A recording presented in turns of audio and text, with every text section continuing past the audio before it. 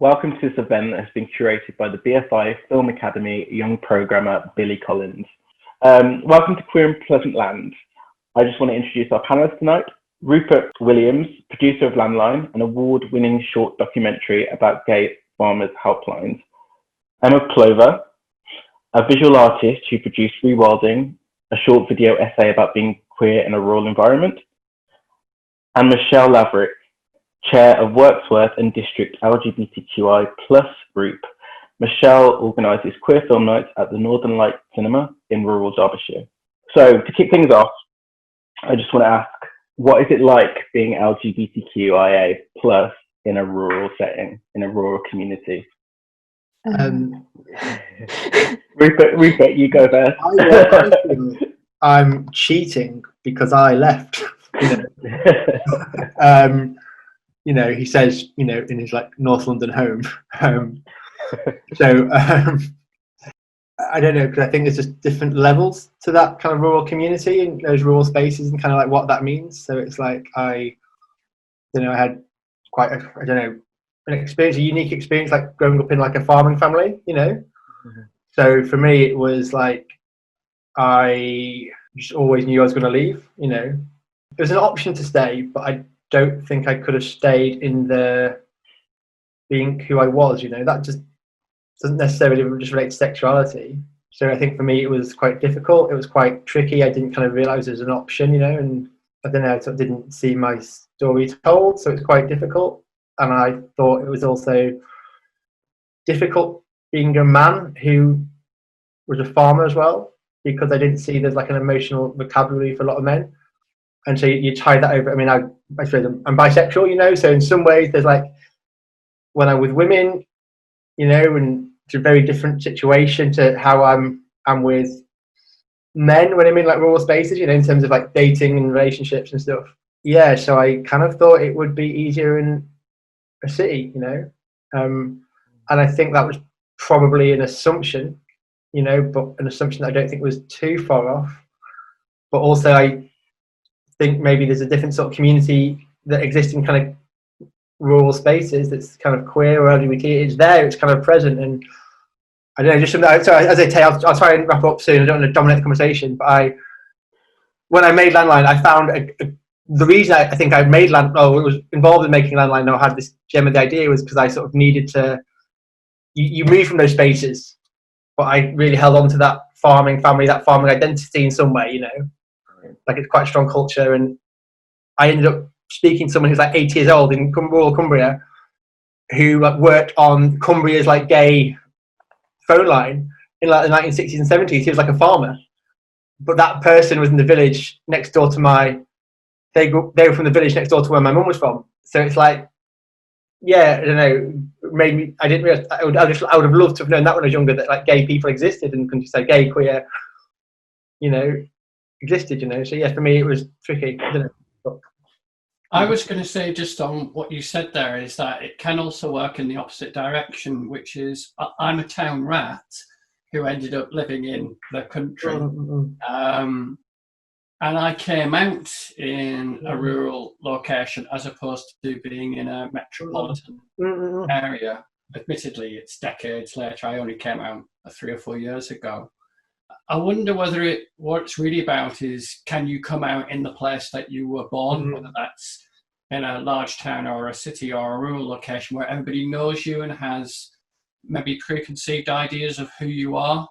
So when you come out, what that does is sort of send psychic ripples across all those local connections. Whereas if you come to a place where you don't have that, like my family don't live here, it's like a blank canvas where you get to define who you are based on the fact that here I am in this new place, a relatively new person to wherever it happens to be where you're living. And what about you, Emma? That was quite interesting what you said about psychic ripples and people sort of not knowing you or having any preconceived ideas, because I gave being in a city a go as well, and I actually went to London first, and I didn't get on with it at all, and then I came back home and then went to Manchester to go to uni, And I had a great time in Manchester. Like, I kind of came out before I went to London or Manchester, but then I actually moved back after I graduated, because I was just sort of in that situation where I didn't think I could work enough in Manchester to live and do art. And I came home, and it was a really big decision, because like I had this huge history of, like, not a huge history, but like my whole sort of like past history of like being in this place, and I had to come home and like find myself in this space, and like find what this space meant to me. There's two narratives here, isn't there? I remember back in the 80s when the Communard Small Town Boy came out. Yeah. It was such that dominant narrative that if you wanted to be who you wanted to be, you had to leave your small town and you had to go to the city. And then there's that other popular narrative of being the only gay in the village from Little Britain. And that's funny, because some people do choose to make it the complete focus of their whole identity, their sexuality or their gender ID, or for some people it's just an aspect of who they are amongst all the other things that you do. But there's those two very popular cultural references about having to leave, or having to be the standard bearer of being the only gay in the village, and all that kind of stuff, which is obviously a bit tongue-in-cheek, but also there's, like a lot of cliches, there's probably an element of truth to it. It wouldn't be a cliche if there wasn't. It can feel very, very like real sometimes to be like the only guy in the village. I'm pretty sure I'm not, but like it does feel like it sometimes. I've got a good example of that, an anecdote. About 2 years ago, I put together a float for our local carnival, and it was the first pride float that they ever had. And of course, my complete fear was that no one would show up on the day and it would just be me on the float. Unfortunately, lots of people did turn up, so I didn't feel completely like the only person in the village. But I think whenever you do anything like that, where you're organising it and you're relying on other people to show up, part of you is like, oh, I hope other people will be there and it won't be just me on my own. But I think you could probably have that experience in a town or in a city or in a small village, that if you're sticking your neck out and being more visible, what if it is just you that's there and no one steps up to be alongside you, you know? Will they throw rotten apples at you and stuff like that? Is that something about that, kind of what you both said about like that idea of like moving away? And like it takes the idea of like moving away, and often I think like some of the things that go with rural spaces, like the idea of like anonymity and like not being seen, and probably why I came to London and kind of like why I stayed in London. I remember kind of when I made it from you meet these farmers and thinking, oh, maybe I could marry a farmer, and like, you know, then it'd be all brilliant. But then so like a lot of the farmers that we met, we were really like we're white, all white men, you know. And so it's kind of it's strange when you're like going to these like farming homes, but like of like some same-sex couples and things like that, and it's like weird how these guys remind me of my dad, like these quite like stoic northern farmers, you know. And I'm like, oh, but then I'd still have to be a farmer, and I don't really like farming. I guess it's also something about diversity in all senses of the word. Before I lived here, I lived in Bristol and I lived in Birmingham. And if you know those cities well, they are very, very diverse, ethnically, religiously, in every possible manner. So it is a bit strange if you come to a part of rural Britain which is predominantly white British. It's sort of like, that was a bit odd. And I must admit, before I'd lived here for a few years, and when I got to the point of getting a job and thinking, right, I'd like to buy a house, I had a moment of, do I stay here or do I need to go back to the city? But I love Wirksworth and this town so much, and the people are so warm, so welcoming, so friendly. I can't imagine not having. If I hadn't have been here, I probably wouldn't have come out, which is kind of a weird topsy-turvy side of things. Yeah. Most people feel they have to leave a small rural location to be themselves. For me, it was the other way around. And there's something about a smaller community where you know everybody, that if, as long as it's not a toxic environment or anything like that, can actually be very reassuring. You know, where, you know, you walk down the street and everybody knows your name. It's not like Return to the 1950s, but it is kind of, I feel like there is a real community here, whereas the city gives you freedom through anonymity. Nobody knows you, and no one really cares. As long as you don't get in the way of their lives, you can do whatever you want. So there's freedom there, but by being anonymous. It's almost like a false dichotomy of acceptance, I find, in the city sometimes.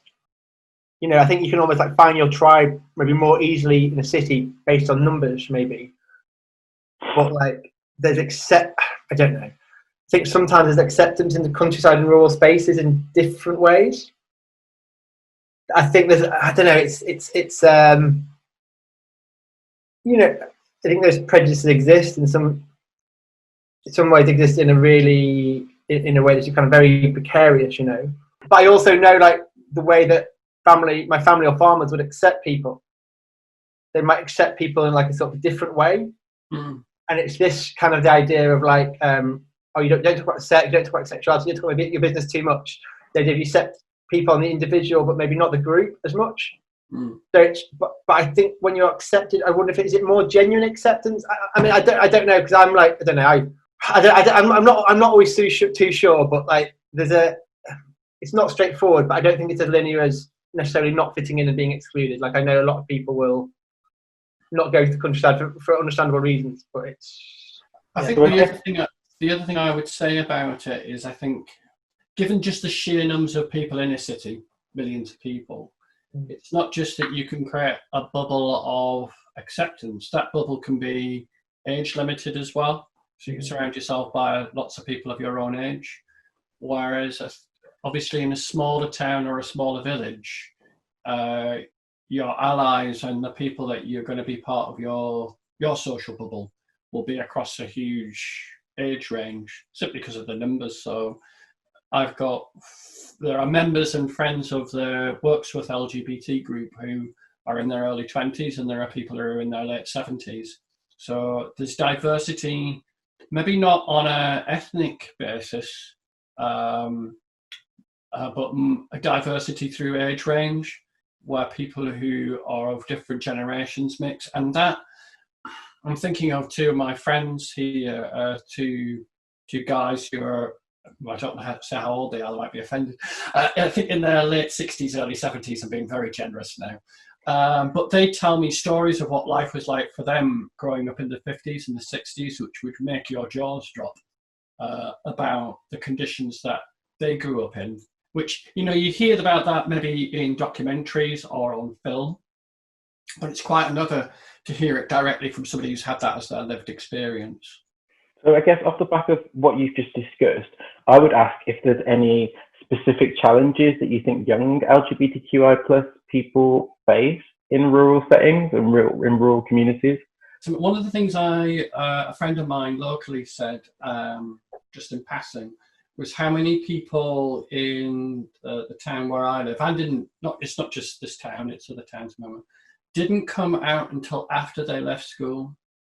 That somehow, if you were questioning your sexuality or your gender identity, or if you were identifying as queer or non-binary or whatever you were identifying with, that is something that you can't do before you've left school.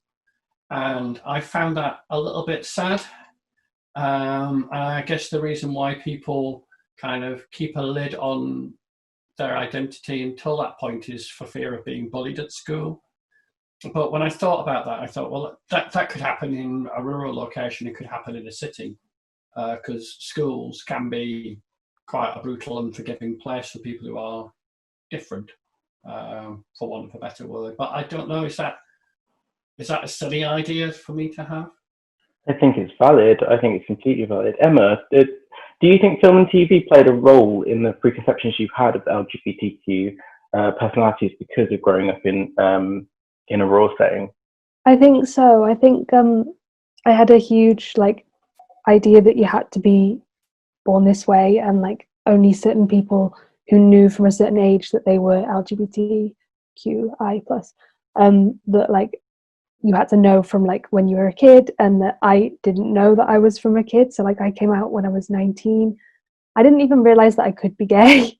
Like I didn't know that you could get young people that I thought were cute that were my age, or like sort of around my age. And for like ages, I just was like, okay, this is obviously just what it is. Like you have crushes on girls, and then you just date a boy, and that's just what it is.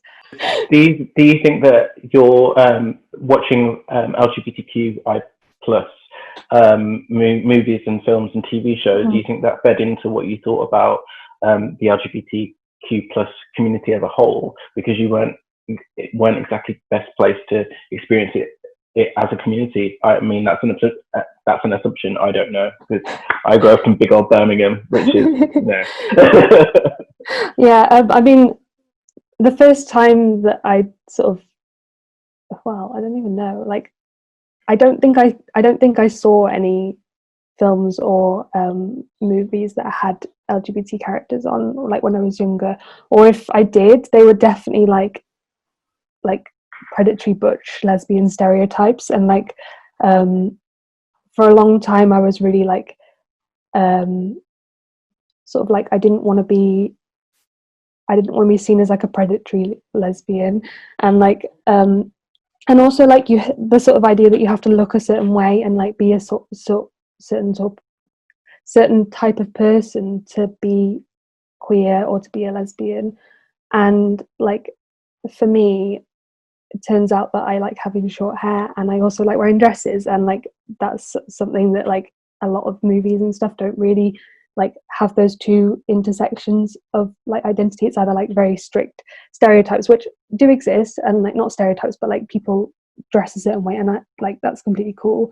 But like I didn't know for ages that that's what I could do as well. And like I think for me, the complete lack of having any kind of like stuff to watch with like relatable characters in was like, it was definitely first of all, it was the most thing that motivated me to sort of like record my own experience, because I was like, I don't see this anywhere else. Like I need to sort of like start making it myself. And also it fed into the idea that you had to be in a city, you had to like go to London, and like obviously because I sort of was interested in art as well, like the idea that you have to be in London to do art, like those two things were very like connected. And I thought that if I went to London and did art in London and was gay in London, that I could like be myself, and it turns out that that doesn't always work. And like I shaved my hair when I was in London, and like that was like 6 or 7 years ago, and like I probably wouldn't grow it back, but like I think London, like you said, Rupert, gave me sort of like the anonymity to like be myself without like the sort of being seen by everybody. Because like when you live in like I don't live in a super rural town, like a super rural village. Like I live in quite a big village on the outskirts of a main town, and it still feels like everybody is watching you.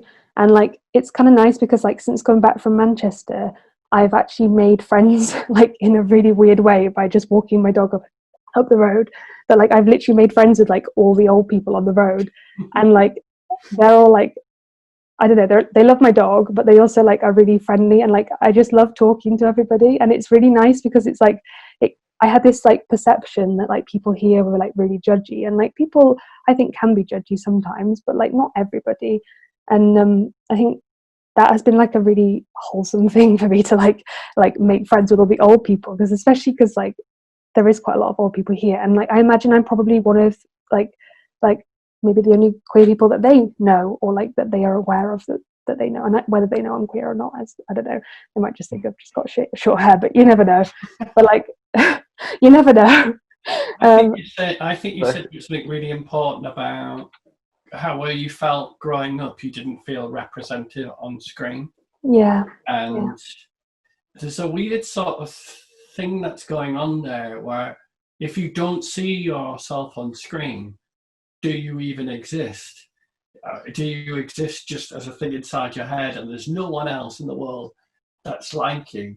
Whereas as soon as you do see yourself on screen, that somehow validates you, not as a person, but the life you want to live and the person you are. But why do we feel that we have to be on screen to feel validated? Why doesn't that validation come from within? It just seems to be very important. I just like to see it in a slightly different way. I think like screen or not screen, it's like, I think every community tells stories, like looks at stories and has kind of, or has always like told stories. And I think if you're like from like a rural space, or a space where there's maybe less diverse, where either is less diversity or is perceived as less diverse, there's always like a set of rules that you're kind of meant to live by. So growing up in those ways, you kind of hold on to, for me, like you might hold on to those rules, and the people around you hold on to those rules. So it's almost like, whilst it says, why do I feel the need to be like this? Who's saying this? No one might explicitly say it, but there's those like codes that are governed by that community. So I feel for me, it's like, in the absence of, I still remember the first time I saw like a gay farmer. It was in an episode of Hollyoaks, and he was a farmer's son, and he was gay, and I still remember it, you know. But like in the absence of that stuff, I probably looked at like I was kind of almost like obsessed by the idea of like what's racism look like in rural spaces. Or there's like a photographer called Ingrid Pollard.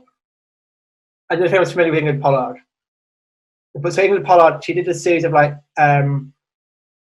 photos of her as like a black woman in the countryside called Pastoral Interlude. So I was just kind of, I probably looked towards, it might be a voyeuristic thing, but I looked at these like communities that I found looking at quite traditional or quite patriarchal communities, like for like how they were in the countryside, what that was like kind of for them, because I couldn't see anything in it.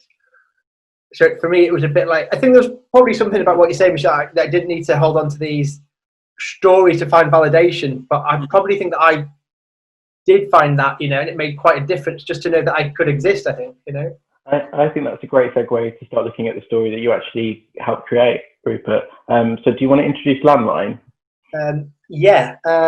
Landline is a short film about a gay farmers helpline. I don't know. I'm trying to think. I always just had this idea of wanting to make a documentary about kind of gay farmers, because the few farmers that I met who were gay over the years, I was just again intrigued about how they. I remember the first person I met. He was a guy who had his own like stables like outside of London. He came to this group, and I was just like sort of fascinated. Like, how did you stay? Why did you not leave? You should have left. Just like intrigue about his life, you know. Like I didn't know it was an option almost. And then I just met a few, and I heard about this helpline that's set up for gay farmers. And I was working at the time on a London Lesbian Gay Switchboard as a volunteer. So I was just kind of probably came at it. So I just got in touch with this guy, Keith. He said he spoke to Keith Innocent, who's the chaplain who set up the helpline, a gay man himself. And I just became really interested in the story. And I began to talk about it with my friend Matt Houghton, who's the film director. And so, we kind of ended up interviewing a lot of these farmers. And originally we were just speaking to a lot of gay farmers, and most of them had spoken to Keith in some capacity. So we ended up deciding to focus on the helpline and the people that Keith spoke to.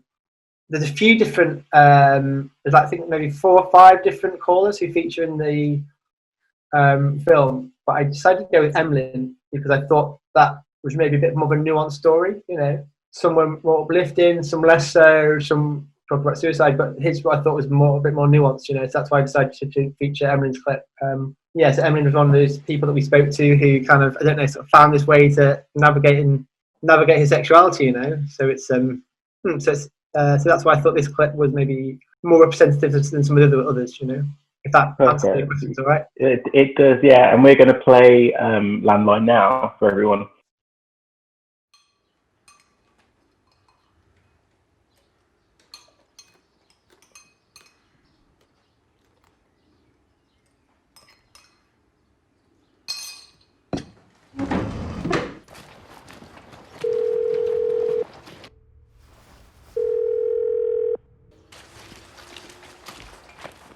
I grew up in a small rural village in West Wales. There are hidden rules and regulations. Yeah, this kind of behaviour is tolerated and this kind of behaviour isn't.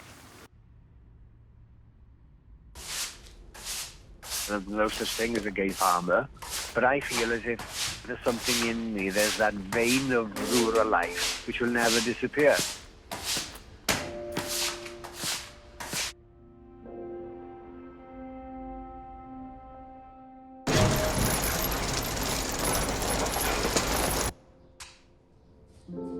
This will sound really weird, but I was doing Tai Chi for a long number of years. My doctor told me I'd have to live with sciatica for the rest of my life, and I thought, bugger you, I'm not going to.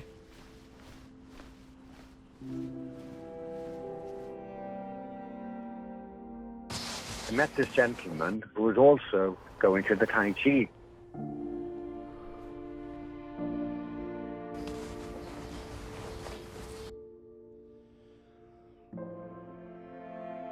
We'd see each other, we used to smile and, you know, and he used to stay way after the time, and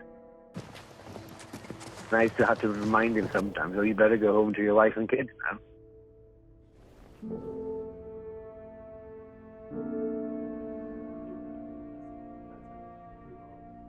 I still remember him now, and to be perfectly honest with you, I have thought about him often. You do remember your first love?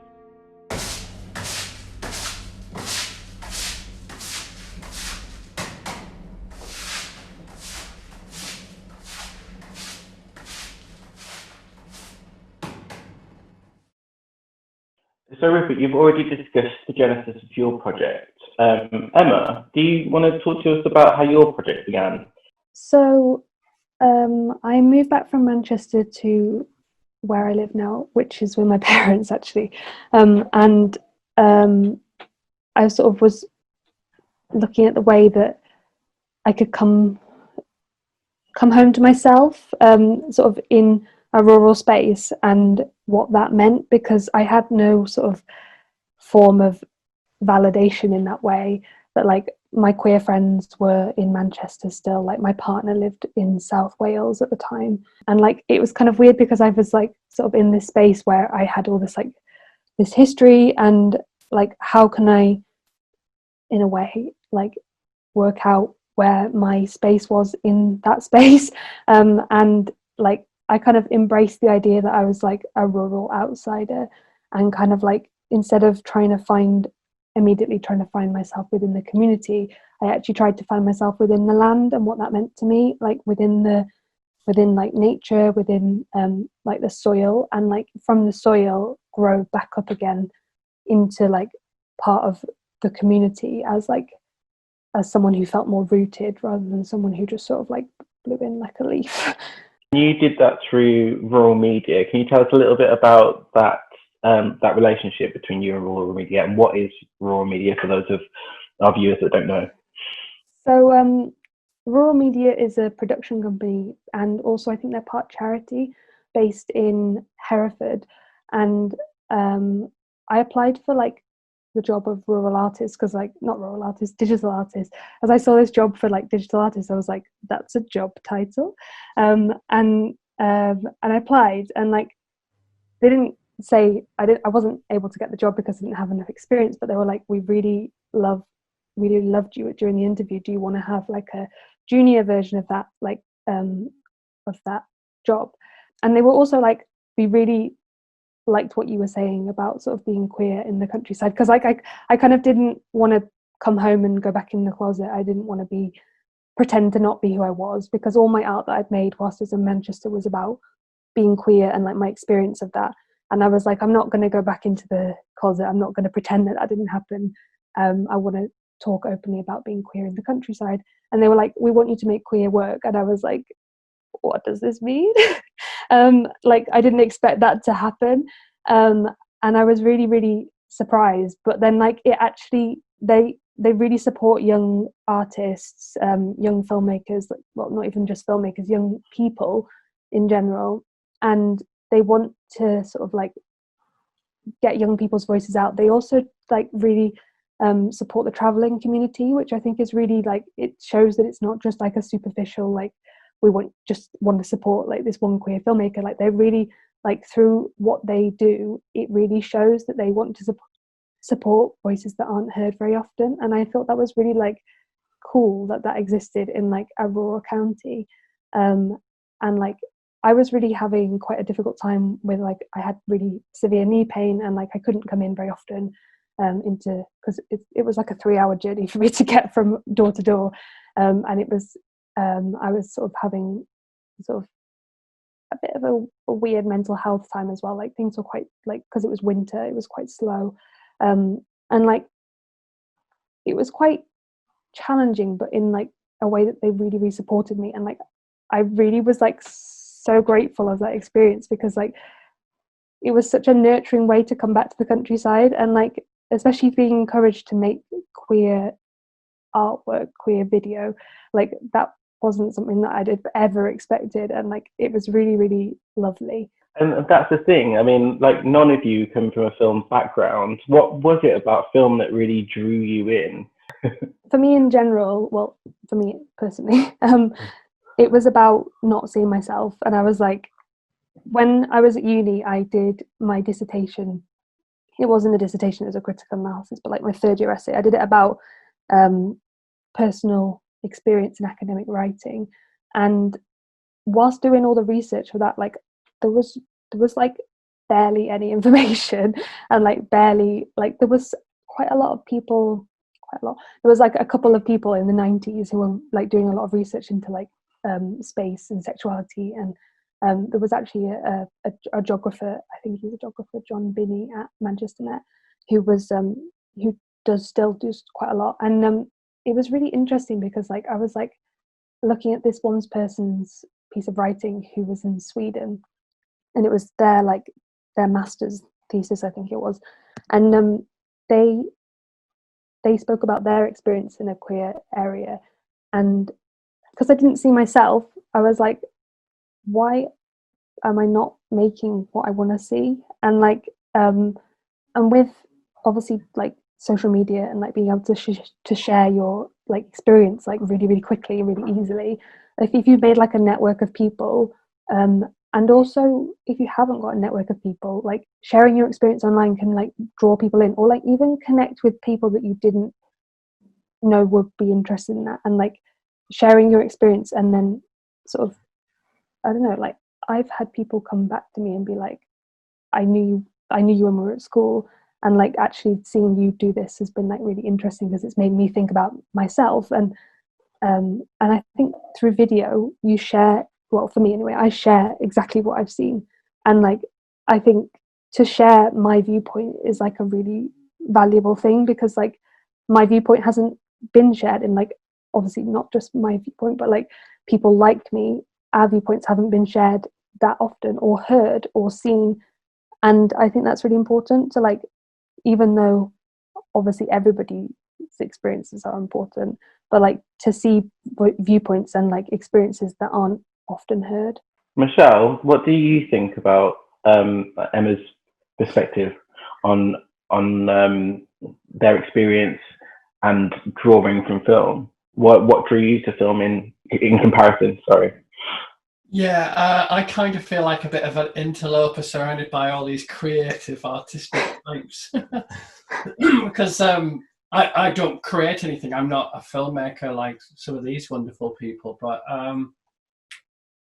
I guess what happened is the story is that I am a huge fan of the Archers, and there's a group called the Academic Archers. Believe it or not, a bunch of academics get together to discuss the Archers and its significance to humanity. And last year, or maybe the year before, one of the sessions was about being queer in the Archers, being queer in a rural context, and it really started making me think about where I was physically, you know. So it that session inspired me to come back and do two things. One was to do this carnival float, and then off the back of that, I realised I didn't want that event to be just once a year. And a group of people had sort of kind of coalesced around doing that. So in the town where I live in Wirksworth, Gem of the Peak, There's a wonderful kind of boutique, some people might say arts-based cinema, but it shows blockbusters just as well. And I noticed some of the other local groups, mainly the Twinning Society, had started to run films there, mainly as fundraisers to fund the Twinning Society. So I picked up on that and thought, well, why don't we do that? So for me, it was as much about putting on a season of films that would represent a narrative across the whole community, whatever you identify as, but also about bringing people together physically. Because at that stage, we had a Facebook group and we'd done the carnival, but I didn't want it to be just like an online thing. I wanted to try and bring people together, often from very different backgrounds, different classes, different ages and things like that. And so the cinema idea seemed a great way of bringing people together so they could actually meet and make real in-person connections with each other, but also have an entertaining evening out. And the other thing I was thinking of at the time was, you know, when you meet a bunch of 50 people you don't know, what are you going to talk about? So I thought, in a way, the film would be a focal point, especially when the film had come to an end, because I guess it's a bit like going on a date. You can talk about the film. What did you think of the characters? What did you think of the story? Was that unrealistic, realistic? Does it matter if it's realistic or not? And so I definitely didn't want a situation where when the film was over, people just went by. So the great thing about Northern Lights is it does have like its own little bar area and social area, which I sort of dressed up in rainbow flags and the whole lot. So it became like a whole evening of which the film was the focal point. Of course, you can't ignore the fact that we're in this middle of this COVID thing. So sadly, a lot of that work has just come to a halt because the cinema had to close its doors. At the moment, the cinema is doing a couple of outdoor events while the weather is okay. So they showed A Life of Brian last week. This week they're showing Moulin Rouge in an outdoor setting with social distancing in place. And my hope is that with a little bit of funding, I think from the BFI, it might have been some from other source, the cinema will have enough financial resources to reignite the season of films and be able to offset the fact that, you know, they can't fill all the seats because of social distancing and still be economically viable. But that's how it sort of got started. That's really interesting. We'll move more on to about watching film in a rural setting in a bit. But Emma, do you want to introduce Rewilding for us? So this is my film Rewilding. It's a video installation exploring queerness, identity, rurality, and digital connection. It draws our attention to the overlooked experiences of the familiar surroundings, the magic contained in our everyday lives, and the nature we're a part of.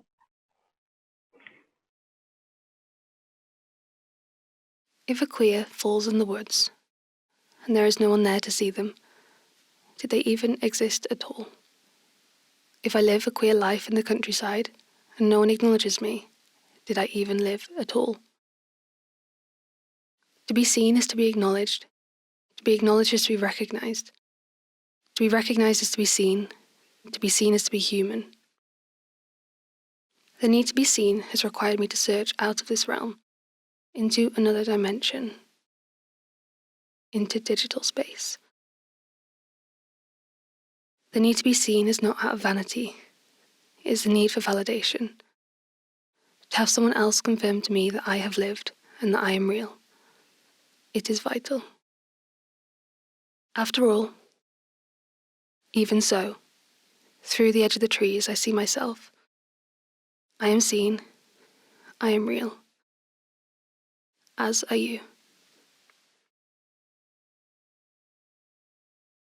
Can I ask how both your films, Emma and Rupert, how they were received? I think it was kind of received quite well, but I still felt like it was an audience that will go see short films in the city, you know. And so yeah, I think it was received well, but I also I kind of really wanted it to be in a rural space, like to be shown in a rural space, to be shown by in a rural community. Like my dream was for it to be shown at like young farmers groups, like all like people who are from the communities that it was made by. Like, so I think like, so it's like, so Michelle's event that she's running, that's like perfect. But also a lot of farmers don't go to the cinema, you know, like someone made a really good comment that farmers will go to the cinema, and this is quite gendered and assumption of who is a farmer in itself. Farmers will go to the cinemas when their wives drag them to the cinemas. So it was kind of well received, and we got some press in like the Farmers Weekly, which is like the magazine that my dad grew up reading. So I was really pleased that it got into those spaces. But I felt like it was received, I feel it might have been received by more of an urban film going audience, and I wanted to be in a different space. Emma, do you feel similarly? My film hasn't really gone anywhere. So I finished it it was supposed to be showcased just the week that we went into lockdown. So like, it hasn't actually been showcased in that way. I've sent it to quite a few people that like I feel might have resonated with it, and like from them I've like, because obviously like the last line is about seeing yourself, and I think that like that is for the people that need to have that said to them, that it's about you seeing yourself. And regardless of who goes to see that, like I think whoever sees it as well, like even if it's like online, if it's like someone's phone, whatever, like they might not think anything of it, but they also might just reflect on like how they treat other people in the world, or how they treat themselves, or like what it might mean to be that person who feels very alone and feels very like they're the only person that exists. And then, or to people that are queer in the countryside, to see yourself as an act of like acknowledging that you exist, and to acknowledge that you're real and that you're a person, like that can literally save your life. And like, even if it means for me to say I see you, like I want to be that sort of like start of someone seeing themselves, because like it's all well and good other people seeing you, but like if you don't see yourself, like that's the real stuff there. Michelle, what are the main things you take into consideration when programming for a rural audience? One of the first things that I was very keen to do was, for every letter of the rainbow, there should be a film that resonates. So I have put into the program a film about a relationship between two young men in France. It was a French film, forget the title. And then we showed Rafiki, which is the story of two young women. It's set in Africa. I forget which country it was now. And then the third film was a film that Pedro Almodovar sponsored, Fantastic Woman, which came out a few years ago. So for me, it's important when we come to put films on that I'm, making sure that everybody feels that there will be a film where they feel represented, if that makes sense. Yeah. Weirdly, it's been a lot of foreign language films that we've done, which wasn't particularly planned. But I mean, one of the things I'm thinking just about the conversation we're having today is I need your films on. We've got to show your films alongside our main feature, whatever that might be. There is a place, as was being said a moment ago, a film about a rural location, presented in a rural location. I mean, we're not in deepest, darkest Peak District here. It's a small market town, so I don't want to overstate how rural we are.